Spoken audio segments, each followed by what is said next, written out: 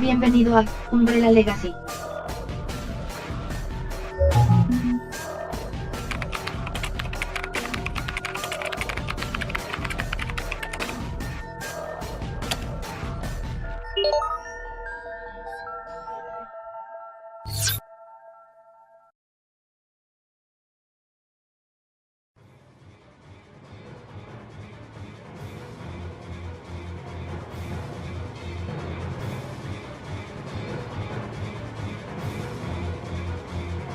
El MA-124, Hunter Gamma,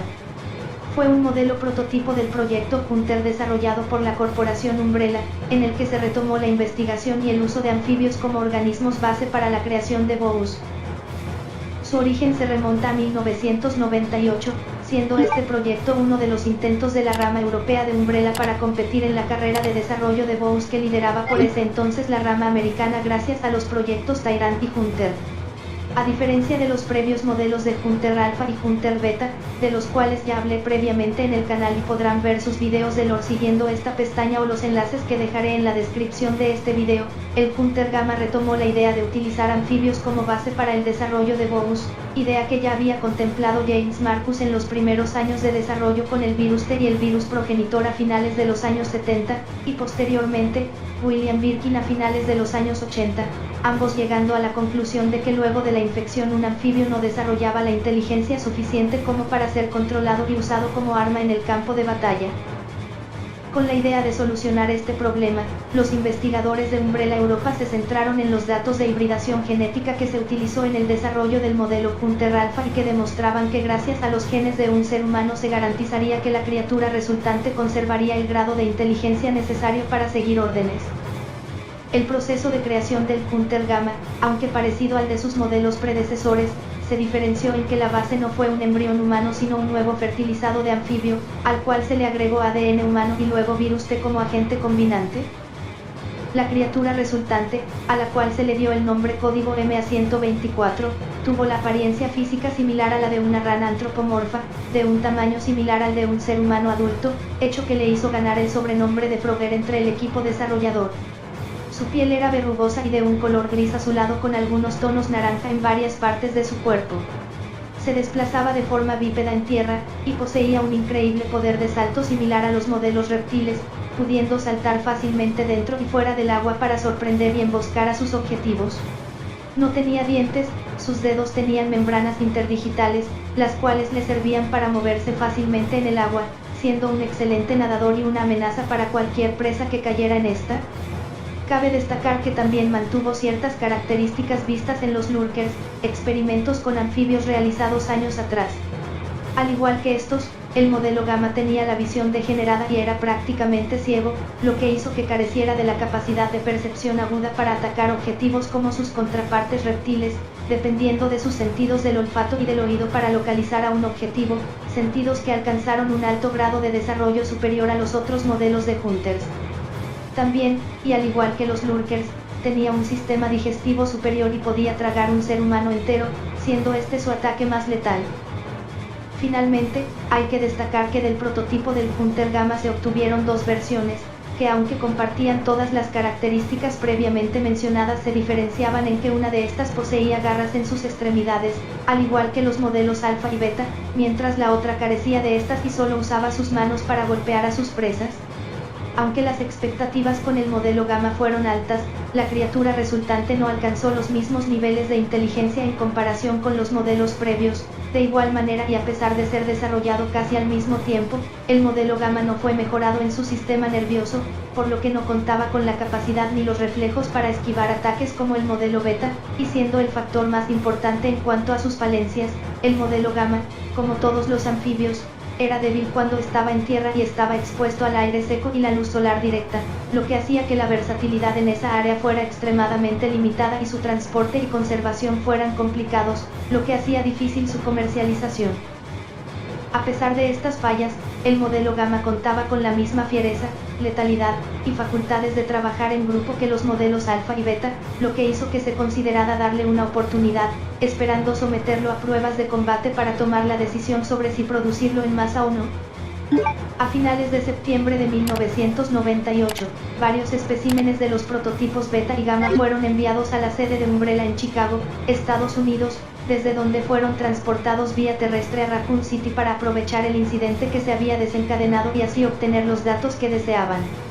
Una vez desplegados, el VCS y sus monitores probaron y registraron el desempeño de las criaturas. Algunos de los Hunters Gamma que poseían garras se tomaron como nido de caza el área de la fuente y los canales del parque de Raccoon, mientras que otro grupo de la versión sin garras permaneció en la planta purificadora de agua de la Universidad de Raccoon, unos deambulando por los túneles de las instalaciones y otros aún encerrados en sus cápsulas de transporte. En algún punto entre los días 24 y 26 de septiembre, y a pesar de las peligrosas condiciones exteriores dadas por el brote del virus T, los investigadores del Hospital General se aventuraron a salir y fueron al parque de Raccoon, donde lograron capturar a algunos de estos Hunters, los cuales aislaron en el laboratorio del nivel B3, en donde estudiaban también una vacuna contra el virus T.